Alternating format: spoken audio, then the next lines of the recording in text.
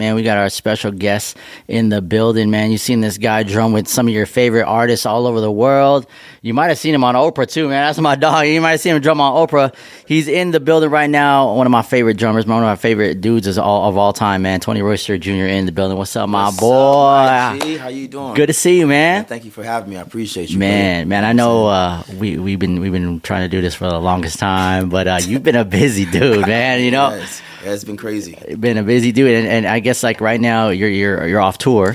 Yeah, we just finished a 9-month tour with Katie. Man, a worldwide tour. How was that, bro? It was nuts. I mean, this is my second major tour with her. I've been with her since 2018. Okay, and yeah, I mean, she's a great woman, a great boss, a great friend. Yeah, she takes care of us. You know what I mean? Yeah, we always have a great time on tour for sure. So how did she even reach out to like, you know, get you as her drummer? That's actually kind of a crazy story. Oh shit. So obviously, like when you're in the music industry, you know, well-known musician, to like the musical directors or the people who really deal with like the main artist, your name is kind of like always in a pot, thrown in, right? You know, at some point, you know what I mean? And usually these are the people that reach out to you just to see if you're available, you know, first of all. But I think I was doing a jingle ball with either BB Rexa or Rita Ora. I was playing with them. Is it jingle ball in LA, like Kiss FM type? Yeah, exactly. Yeah. So I was actually on stage, and then I think it was right after a sound check. And then I got this random call from a friend of mine's, and was like, "Hey man, are you available to potentially do like an audition?" And I haven't auditioned. Right. You're like, man, you know what I do. I was like, I haven't auditioned in years. Yeah. But you know, I mean, if somebody says that, then I feel like it's somebody of importance or, you know, a certain status that needs an audition. And I think it's more so not because they want to see if I can play, but it's also about like the chemistry. You know what I'm saying? Just to see if it's somebody that they can really vibe with. So it's like a whole all-inclusive thing. Right. But yeah, so I got the call, and then we went into texting, and I was like, who is it? Like, who is the person? And they couldn't tell me. Okay. So they was like, let's get on the phone, have a conversation. Then they let me know it was Katy Perry. And I was like, okay, cool. And the crazy thing about it, the bass player for Katy, his name is Josh Monroe, and I've known him since I was 15. Wow. And he's been with Katy for years. Oh, I'm talking about when she kind of like basically first started. Kate Hudson, like way back then. Yeah. And he's been with her forever, and we played on like different TV shows and stuff randomly. And he's like, when one day we're going to play together again. And mind you, we've done like my own clinics and shows together. Me and him was both on Nickelodeon together. Wow. Like at one point. So that's how we even met way back when. Okay. But long story short, basically, he put my name in the hat last minute. He was like, hey man, we auditioned some drummers, but I just wanted to, you know, see if you could potentially audition, and this might be a good situation for you. And I think Katy might really like you. I said, okay, bet I'll do it. So I came and auditioned. I played 2 songs. So do you prepare your audition piece or whatever, or you got to play to Katy's records? Yeah, no. So what the musical director did, his name was Chris Pooley. He sent me 2 songs. He said, these are 2 songs that she wants you to play, or we want you to play, and we want to hear you. And I would listen to him. Obviously, he sent him like the day before I come, so I can just kind of be familiar with him. And then, yeah, I just came in and played both of the songs. She's sitting there. He was sitting there. Josh was sitting there, and like a couple of other people in management. And, yeah, I played it. I see, the thing is, people know me as like the prodigy child. Yeah, you know what I'm saying? yeah. That's known for like his chops and crazy, you know, stuff on the drums. Yeah. And, you're not really doing that here, right? Not at all. Yeah. So, but I understand music, right? And I understand like what's required to not get fired. Yeah. Right? You don't want to start doing crazy fills and all that stuff. Yeah. Because that's not what it's about. Exactly. You know? And then, you know, less is more until they ask you for more. Absolutely. Is my mindset. So I played the records, you know, I did my little thing. And then at the end of it, she was like, she's like, She did, you know, she's hilarious. You all right? She said, yeah. But she said, you know what? I feel like he was holding back. Oh shit! She probably seen your YouTube videos. I don't know if she's she like, did or not. You know what I'm saying? She was like, I feel like you were holding back, and I was like, I mean, I kind of was, but I was just playing the record. Yeah, you know what I'm saying? Right. Just I can show you that I have the discipline to do so. Yeah. And then, you know, one thing led to another. Cool. And then after that, they said we'll get back to you in a couple of days. And that particular tour, was for a year and like 4 months or something like that. Wow. Okay. Yeah, and I said, okay, cool. I'll be, waiting to hear back from you guys. And on my way home, You got the call. I got literally got the call. It's like, we're not going to even like waste any time. Are you Yeah. available? Are you cool to be on the road for the next year and Yeah. some change? I was like, absolutely. Like, let's get it, And so, Yeah.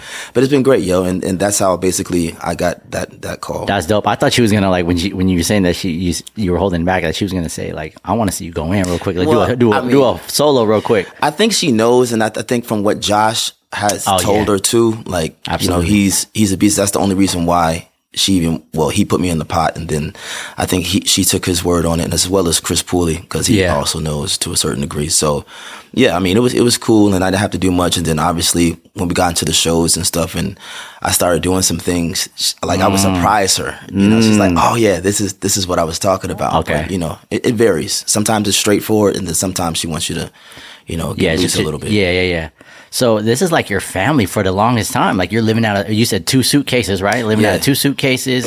I mean, this is like you don't even get to see your own family. Nah. You're going through holidays, birthdays, everyone's birthdays. You all celebrate together. Like, how is that being on the road? You're like an extended Katy Perry family member. Yeah, you know what absolutely. I mean? We do everything together. It's like she's always away from her family as well. I mean, she brings her daughter with her, sometimes on the tour, but that's also kind of hard to be a mother and then also, be on the tour like that. But she makes us feel at home. We always do activities and stuff together to where we don't feel, I want to quote unquote, like lonely, because it can get like that out on the road. And then obviously like I don't have any kids or anything like that, but my fellow band members, some are married, some do have children. And they can't be there for they can't, you know what I'm saying? Yeah. So it's like, this is the most that they've ever been like on FaceTime. You know what I'm saying? Like having to like communicate with their families. Right. And we're gone sometimes 2 months at a time, and then we'll be off for like a week just for them to ship the equipment to like the next continent or wherever it is, you know what I mean? So, it's definitely it's not for the week. Yeah, you know absolutely. Yeah. But once you get used to it, and I've done it for so long, you develop a formula. And but just like long flights, like you can prepare for them, but you will never really be prepared. It's still a long flight. So unless you get like your little, situations to help you go to sleep or whatever, it's still a long flight. Yeah. So you can't really prepare for that, but like all you can do is pretty much live in the moment and just be grateful, Yeah, because like it's an amazing job, but it's like they don't see the behind the scenes, everything that you guys miss. Like we said, family moments and like, wear and tear on the body. Yeah, you know what I'm saying? 100%. Like I'm sure you don't eat a home cooked meal. I mean, they feed you pretty good, probably. Well, we always have catering. She has a chef on the road, and so we eat pretty good. Okay. Which is great, but still, like I'm sure you want like a home cooked meal. Yeah, like, absolutely. At the crib. Yeah, and then sometimes like we're not always at the arenas and catering and stuff like that, so we have to obviously and they pay for per diem. Right. We still eat crazy sometimes. We have to go from like show to the next city. We don't necessarily right after the show it's 11 o'clock and then there's nothing really open, so all you can get is like McDonald's or whatnot. Even if you're in a place that has McDonald's, exactly, 100%. So but you deal with it. It comes with the territory, and you get through it. When was the first time you went on a tour? Like, cause you've been drumming for all your life, you know what I mean? Like you're the prodigy kid. I remember seeing you on like Oprah and all these like shows and stuff. Like, when did you break from that and actually started going on tour with artists? So when I was when I was 11, I had entered this contest, and it was called the Guitar Center Drum Off. Okay. And I went against like 8,000, 9,000 drummers. Damn. Okay. And I won it when I was 11. And so after that, I did this solo when I was 12 that kind of catapulted my career. And then I started doing like clinics and for like seminars when I was 13, 14 years old. So Guitar Center was like, yo, we need you to go to these things. Well, it was they wasn't like a part of what I was doing yet. Like other companies started asking me for endorsements, right? Okay. And saying, I want you to endorse my product. And then, and then when I did that solo, like other, I want to say like conventions and, things of that nature wanted me to come and like perform and things of that nature. So at the age of 15, now I'm like in it to win, like my career is skyrocketing. Yeah. And like I said, I got called to do Nickelodeon when I was 15. Paul Schaefer from the David Letterman band was my musical director. Damn, what back then. Like, what were you doing with Nickelodeon? So it was a Nickelodeon house band. It was like this Nickelodeon Nation situation they had at this one point, and it was like this series, and we would just do all these different commercials and shows and stuff, and like live shows all over the nation. Like a tour. Yeah, basically, and that was cool. It was a cool experience. But when I was 15, I got invited to perform on the Grammy Awards, right, with other Prodigy kids that they selected, from all over the world. Amazing guitar player, piano player, who now are like incredible. So when you see, but you guys are all 15 years old. Yeah, some is 15. I was 15. The keyboard player was like 13. The violinist, she was like 11. Like, so when you see all of these men and women now, because kids back then, but you can see if some people fell off or who didn't, but all of them are fire. Damn. Like, crazy. But so I did the Grammy Awards, and right after we performed the song, we got like a standing ovation. Damn. Everything was great. And mind you, this is back then. You know what I'm saying? So now it's crazy. And like after the show, literally Jimmy Jam and Terry Lewis came up to me. Came up to me and me and my father, who was my manager at the time, and they said, "You were incredible up there, right?" And I said, "Well, thank you. I'm 15." And did you know who they were? Not really. Yeah, you're just like, they're in the black suits. Black suits, who are these dudes? Men in black in it. But I know they had to be somebody of importance. We're at the Grammy Awards, right? And then my father kind of like schooled me a little bit. He definitely knew who they were. Yeah. He talked, he told me about who they were after the fact, but they was like, "Are you available for a tour?" And I was like, "I'm 15, of course." And it's during the summer, so it's not like I'm doing anything. Yeah. So, my first tour when I was 15, I played with this Japanese artist named Hikaru Utada. And so she was like the Christina Aguilera, like Britney Spears. And I'm just talking about in terms of her popularity. In her country. Like in Japan and everything. Like we were selling. Like big pop star. What? Listen. And her parents were already like rich. Right. So they was already doing it, but she was killing. Like, So he put me on that, and I toured. My first tour was in Japan for 3 months. Oh, wow. With her, and we were selling out like stadiums of like 90, 100,000 people. And prior to you talking about it with Jimmy Jam and Terry Lewis, like you had no idea who she was, right? No, absolutely not. Yeah. I had no idea, but they put me on, they told me about it. And then next thing you know, I'm in Japan and they're treating me like a young king over there. Yeah. It's crazy. But and then they were also using like some of Justin Timberlake's band back then, and some of Prince's band. Wow. So, they had the bread to pay for specific people. Definitely. But they put together this all-star band, and we did an amazing job, and it was so much fun just for it to be my first tour and just a taste of like what that's like. Yeah. And I wasn't never nervous of like of being in front of people. Like, I'm just doing what I love. And the jitters and all that wasn't even like a thing. Of course you get butterflies here and there, but it was like, this is what fun. you do. Yeah. You know what I'm saying? Like, so I started early, and it was good, and it helped me, just get used to it. Okay. So. And you were gone for 3 months, so you were still able to, after that, back with the family. Oh yeah, back with the family. My father, but they paid my father as my chaperone.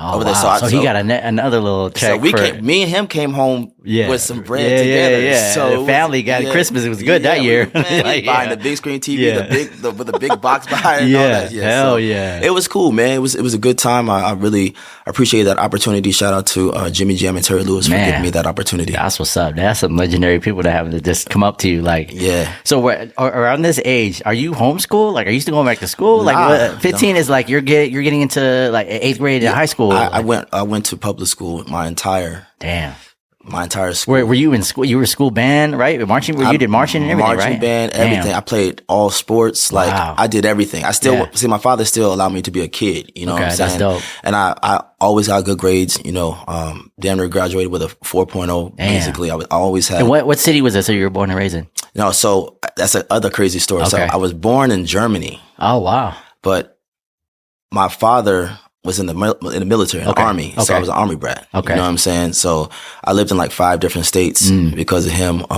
But my mother and father are both from Brooklyn, New York. Okay. So I kind of, that's where that's like where that's home. That's home. Yeah. Between New York and then like Georgia is where my brother was born, but we got family in New York and in Georgia. Okay. Yeah, so I was just all over the place. So like when you was in school band, you were jumping around all over the place, right? Yeah, absolutely. Yeah. Going to multiple middle schools and trying like I had to learn quick how to adapt to new environments. You know, I can imagine like your band teachers at that time were like, "Damn, we got you." Okay, like you learn quick, your chops are dope, and it's like, "Damn, you got to move on to the next." Like, what I the know, hell? it was especially crazy. when it's competition band shit. Like, yeah. Like, you cannot leave. No, it was a different type of situation. Then it got to the point where some schools like I was doing so well, of course, like percussion that I even asked my band teacher one time if I could just try a different instrument. Because shit. You was getting kind of bored, low key. I mean, I tried the French horn. Yeah. Oh wow. And it was horrible for me. Oh shit. It was the hardest, one of the hardest things I ever had to do. Wow. And then I went back to the percussion. Yeah. So, but it was fun. That's what's up, man. Yeah. This is crazy. Like,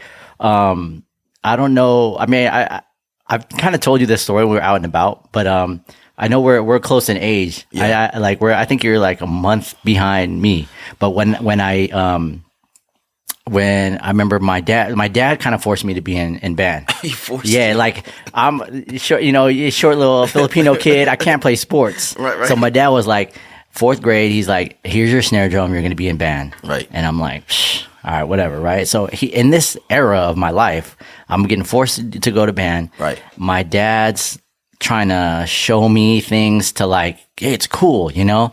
And he sees you on Oprah. Mm-hmm. And he's telling me, hey, son, come over here. Look at this kid. He's 12 years old playing like drums. Like, and I'm watching him like, damn, this kid's like, he looks like he's my age. And I'm like, he's killing this shit. But it's lighting a fire under me, bro. Yeah. I'm looking at this, I'm watching it, and you're like going crazy. And I'm just like, damn. And my dad's like, yo, so you still don't want to be in band? I was like, okay, now I'm cool. Okay, let's do it, right? Let's try, yeah.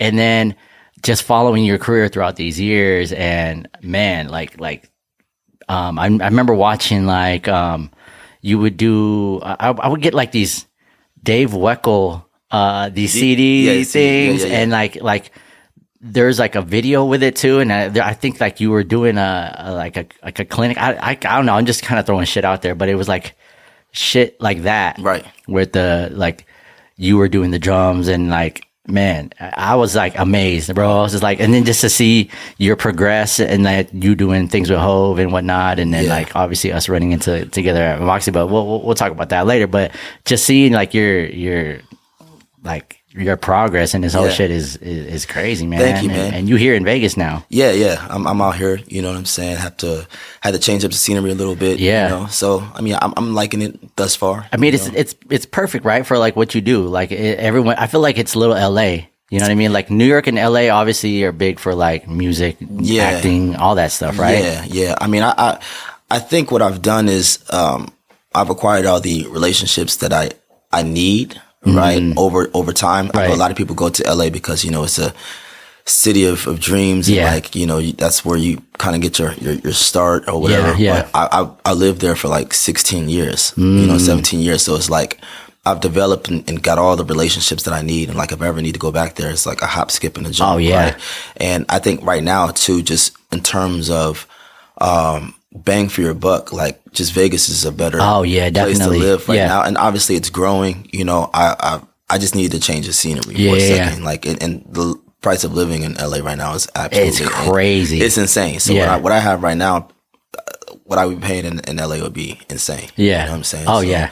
But I'm happy being here. I'm kind of like getting my footing now that I'm out for the road. Right. That was a crazy situation, like being gone for so long and not necessarily being able to get that stability yet. Yeah. So now that I'm back and, I think I got like December 12th. I didn't really do much when I got back. I just wanted to kind of like decompress a little bit. Oh, absolutely. And so now, do you feel kind of bored? Do you feel like, damn, like I should be doing something right now? Well, I'm going to now I am, right? I'm getting like the studio situation together to where I can start either doing like my streaming, getting that platform. Nice. That's the way of the world right now. Right. At this moment, and then like I'm preparing to like start working on my own music. Oh shit! Okay. I did DVDs and CDs and stuff back in the day, but it's about that time. And I think because I've been so busy touring, I just haven't had the downtime to really commit to something like that. Right, you right. need to in order for you to like really do it properly. Yeah. So now that I do have the downtime, I'm not doing really anything until like May or something like that. Okay. So I'm going to start working on that and getting things together. But, you know, out here in Vegas is like, you can get lost in the sauce. Oh, yeah. You know, like quick. Yeah. You know what I'm saying? So I think at this moment where I'm staying, currently living, it's like it's a good distance away from the strip. Nice. And for me to feel like, okay. Like you feel like you're at home and you don't feel like you're living in Vegas. Yeah, exactly. So that's the best part about it. But, you know, I go back to LA from time to time, visit people, and vice versa. People come out, you know, here, right. and everybody wants a reason to come to Vegas. Of course, of course. So it's kind of like one of those, you know, one-stop shop, you know what I mean? But as of now, it's great. I'm having a good time. I feel like, you know, like we were saying, like everyone wants to come to Vegas. So I'm sure you see a lot of your band peers. Oh yeah, like on tour with other people. Like they always stop through Vegas. 100%. You know, the Pinky Ring is like one of the great lounges. Bruno Mars's lounge out here. That's fantastic. Like a lot of my friends play there. You know, consistently. So like being able to go and see them and just interact with them, and then obviously people are coming from out of town, like all over the place. Yeah. You know, just to see them or see. Just to come to Vegas. And, you know, obviously there's so many artists that have residencies out here too, which is great. Yeah. So it's like, that's also another thing. I don't have to travel all over the world to go and see my homies play. Exactly. Just right here. They're 10 minutes from the crib. Yeah. So, you know, it's good. And then now that I've built relationships around Vegas, it's kind of cool for me to bring like some of my friends to different places and show them around. You know what I mean? Same thing I kind of did like in LA too. Like, you know, once you get established with everyone, you know, you can move around pretty easy. So, you know, Vegas is growing on me. I'm not sure how long I'm going to stay here, but as of now, it's cool. I hope you stay here long, man. Because I'm telling you, this place is just growing too. No, it's growing. It's growing for sure. We're going to see what happens, you know. Now, working with Katie, is there like I'm sure you've been with Katie like consistently the past couple of years. So do people, are your door knocking like, oh, are you still with Katie? Like, I'm gonna pull you here. Or is she like, no, you're Katy Perry's drummer. You can't go and drum for no one else. Like, you got to be ready for me when we have tours or whatever. Like, no. So, I mean, it's kind of like a universal thing. So if you're playing for an artist and they don't put you like on retainer, then you're open game. Okay. Like, so it doesn't matter. You're like an independent. Yeah, absolutely. You know what I'm saying? Now, if they put you on a retainer, then it's not like you can't play for somebody else, but like she's like first come, first serve. Like, so for example, if we have a gig February 4th and somebody hits me up and says, hey, we need you to play January, I don't know, 25th through the 6th, like, I would be able to do the first half, but I would have to get somebody, you know what I'm saying? It just can't be a conflict of interest. So just as long as if another artist or somebody wants me to play and it's not conflicting with her schedule, then because she comes first, you on the retainer. Yeah. It's all good. So that's how that basically works. So when you're on a retainer, like you're obviously getting like a monthly, you know, they're paying you monthly or whatnot, right? Yeah. And so does that mean like when you're not physically on tour, like are you on a retainer where it's like, hey, tour ends, but I need you to be ready in case we got to do, absolutely. TV show, this, that, and the other. Like you're still on a retainer. Like it doesn't, like your pay doesn't end when the tour ends. Like you're still. Nah, but it's a situational basis. Like, like currently we just finished tour, but she still has like one-offs, different places. Like, so like we're going somewhere at the end of this month. You know, going to do a show overseas. But yeah, they just want to be able to make sure that we know that she's still going to be doing shows. I see. And then obviously we have to live. Yeah. Right? And then they don't want us to necessarily, like I said, get with a completely different band or an artist. And then it kind of takes us away. Yeah. Or takes me away from her. Right. So, you know, that's their way of like making sure they understand that we're still like a unit, you know what I mean? And, you know, just how it goes. How's rehearsal since like you've been playing with the band for so long? Do you guys have to like, when you guys haven't played with each other for a couple weeks, it's like quick run throughs or like, nah? Absolutely not. So when we get ready to do a tour, we usually rehearse for like a month and a half of the show. And then by that time it's like muscle memory, right? So, I mean, because now you're doing 98 shows, but there's no more rehearsals after that because you're supposed to know the show at that point. Exactly. You know, so like even if we did like for example, we just did the 9 months, and now we're getting ready to do another show at the end of this month. But there's no rehearsals in between. Okay, like it's like muscle memory. Yeah. We just got off a tour. Yeah. You know what I mean? Yeah, so that's no quick run through or nothing. It's just like I mean, we might do something at sound check if she wants to, just to kind of refresh her memory on like, because we have different versions of songs too, depending on the type of show. Okay. So we have the tour version, and then we might have like a one-off version for like a specific corporation or something like that. And like the songs might be slightly different. Like this song might have one verse and one chorus as opposed to two verses and chorus. So we just have to, we know so many different versions of the same. That's where it gets confusing. But when they tell us which one or like which show we're doing, we can kind of like remap our brains and be that's cool gotta be crazy. Like, hey, we're doing or we're going to do part of that, do this and one verse shit like that. Yeah. We're like, damn, this shit is crazy. But what are like some memorable moments being on tour with Katy Perry? Like that they're always ingrained. When someone says Katy Perry tour, what are 3 things that stand out to you? Like, that's crazy. We've done so many things with this woman. I would say, okay, so first of all, obviously we've been all over the world.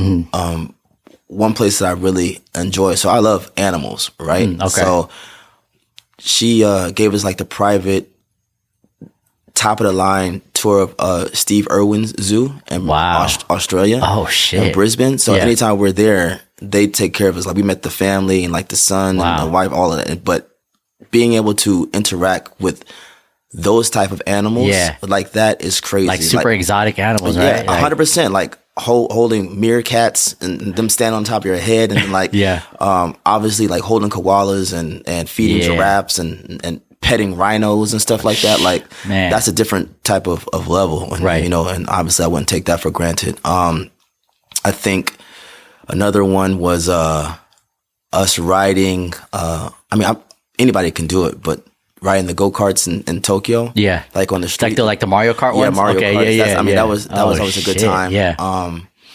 Also in Japan, she took us to see an actual like sumo wrestling. Wow. Like matching like the culture and everything. Yeah. And at the end, like towards the end, she's so crazy because she does this to me all the time, or does this to like her people. If she fucks with you, if she loves you, we love to curse her? Yeah, fuck it. Yeah. If she fucks with you, then it's like you know. But towards the end of like the meal, we watching like the real sumo wrestlers do their thing, and then the lady who's like hosting, she says, "Okay, we got a little surprise."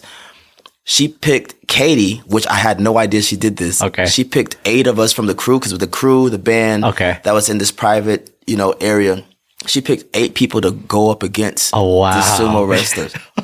So I had this sumo wrestler, like a real sumo wrestler, but I won. No way. I got the footage and everything. I won. Everybody was like, wait, so crazy. Are you? Did they put you in a sumo suit? So obviously they didn't put us in the real joint that we had to, with the fucking G-string shit. But what they did is put us in like in those blow up kind of like sumo joints. Right. That you can kind of take impact, but but still, it wasn't like a bubbly thing. But I mean, it's it's not like a Halloween costume one. Nah. You'll see. Yeah. I could probably show you, but it was crazy. But still, like, and you went against a real sumo wrestler. Yeah, he's like 350 pounds, and I beat him. Oh, that is wild. And you got to push him out the circle, right? Yeah. Or did he not fall over?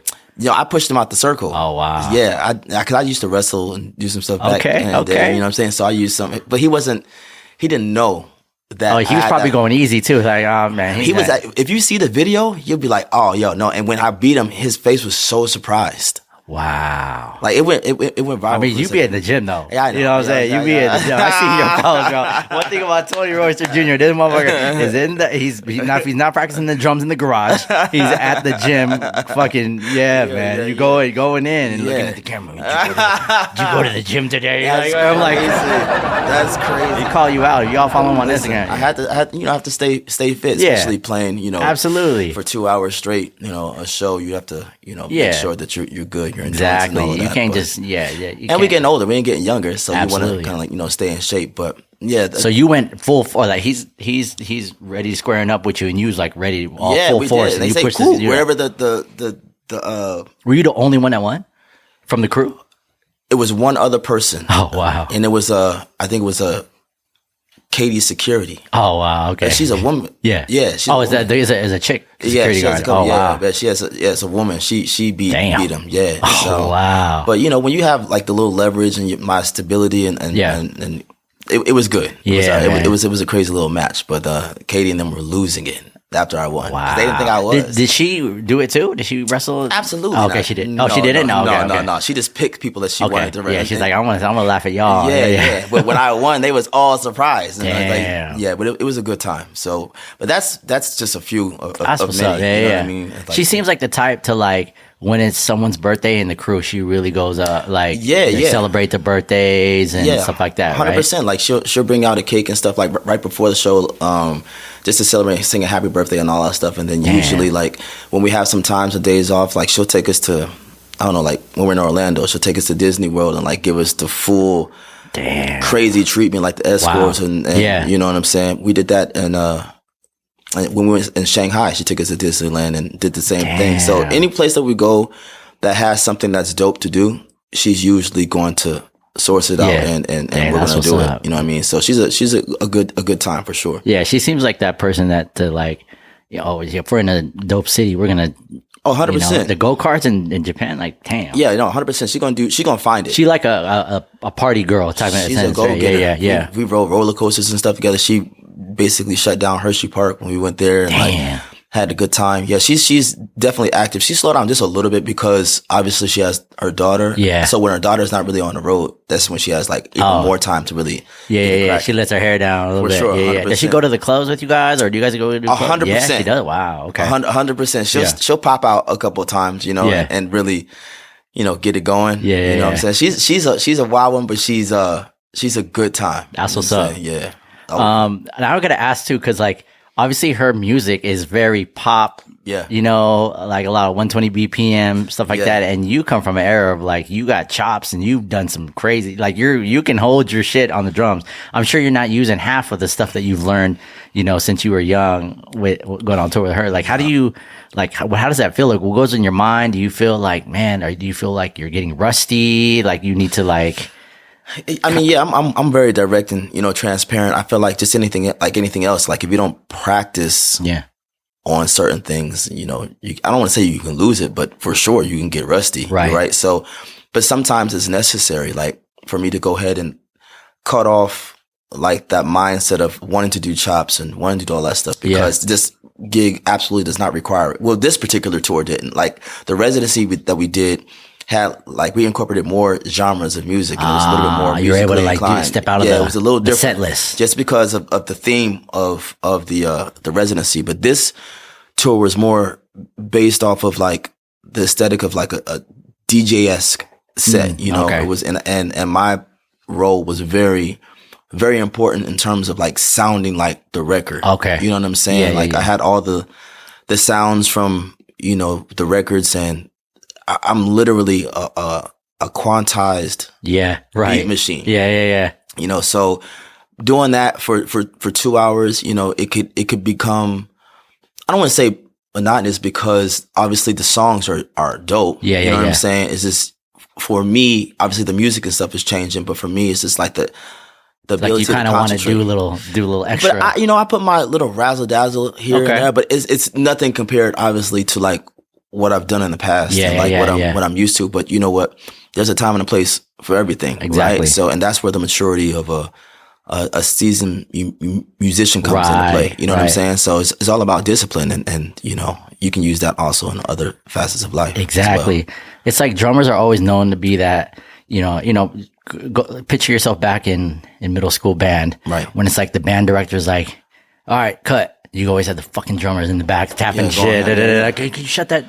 Cut that. It's always been like that. Drummers are always the one that, man, we want to do some shit because obviously concert band is very, you're not doing shit. Right. So I can imagine like, man, I just want to do a little. But then also when you have like the rest of, you also have to think about it. Like you have other band members with you that's also not probably doing what they're used to. You know what I'm saying? Yeah. So it's like one of those things that you're trying to just make sure that we're one band and one sound. And so that mentality kind of like. Shout out to Dr. Lee on that. Yeah. Dr. Lee. One band, one sound. One band, one sound.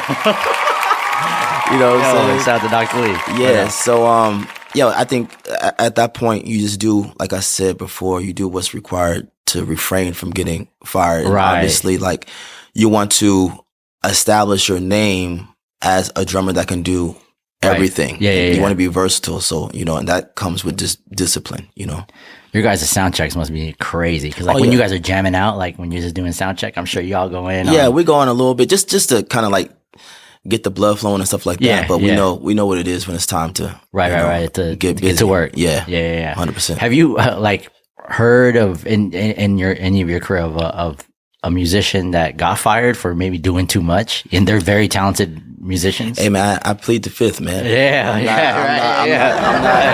Man, trick question. I ain't saying it. I mean, it's definitely just like anything else. It's definitely happened for sure. Right. I've seen it. I would never air anybody's business out like that. But people get let go for multiple reasons. So not just that. It can be being on time is like one of those situations, and like obviously, you just being a good person. Yeah, it's like it's a job at the end of the day. Yeah, it's like the music, like the etiquette and all of that. Like it's more than just being able to play. Like people got to want to be around you too. Yeah. And if you're just causing havoc and chaos or always complaining or like, it's always something with you, then nobody really wants to be around that. So that's a way to get your ass out of there quick. So, it's a game you got to play and you just got to understand how to tread softly, Right. I feel like we live in, not live in, but we work in some cool industries, you know what I mean? The music industry. And it's like a lot of people, or a lot of jobs that we get are relationship based, you know what I'm saying? And like, if you do an amazing job, people are just going to always, Tony's he's a dope drummer. He's a dope person. He's cool. He's always on time.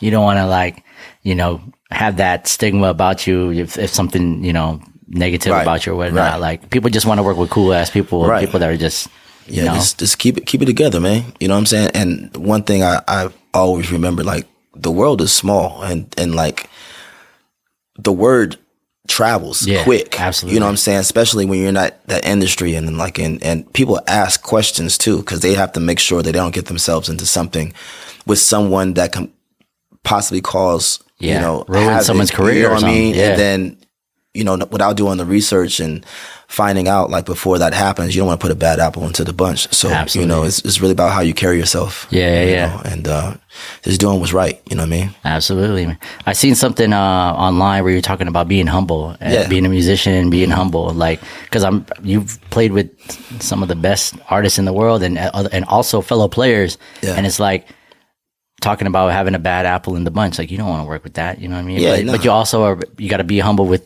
where you came from and whatnot. And absolutely. Which is how you are, how you perceive yourself. Yeah, I feel like that's how you continuously stay blessed. And like I always say, like, and just like anything in the world, like you can have it, you can be here today and like gone tomorrow, and it can be with anything, like your talent, your gift. Something can accidentally happen, like on, in the regular world. Right. It has nothing even to do with music. And next thing you know, you can't, look at football players and stuff. Like the first day they out there, and they get a crazy leg injury or something, next thing you know, their career is done. Yeah. So it's like, and but just with the humility, it's like, I'm just blessed and favored that God, gave me the gift to play, and I thank Him, every day for it. And I definitely don't take it for granted.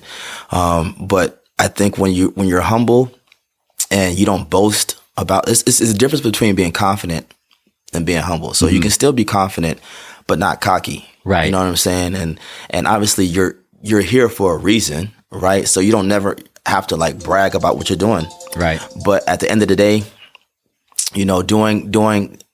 having a humble spirit, it has really allowed me to continuously be in specific type of circles, because I don't even talk about what I do a lot of the times. I'll never really mention what I do. Like if you know, and then the question, comes up, like, what do you do for work? And then we talk about it. And I don't really even talk about like who I play for unless they ask. And like, I'm a professional drummer. I just, I play for different artists. And then those Uber conversations. Yeah. And then it is what it is. That's what happens. But, it just comes with, I think that's how I was raised, and I think more so than anything, I just want you to like me for who I am. Yeah, absolutely. As opposed to what I do. And that's how I know like where the motives stand and all of that. So it's just a thing that you learn over the years. Especially living in Vegas, like you meet a lot of people. 1,000%. Yeah, you meet a lot of people. Like you definitely want to keep under wraps what you do, right, until the time is right. Because you know people are in here for God knows what reasons, and then like find out that you do this, and they now want X, Y, and Z. Yeah.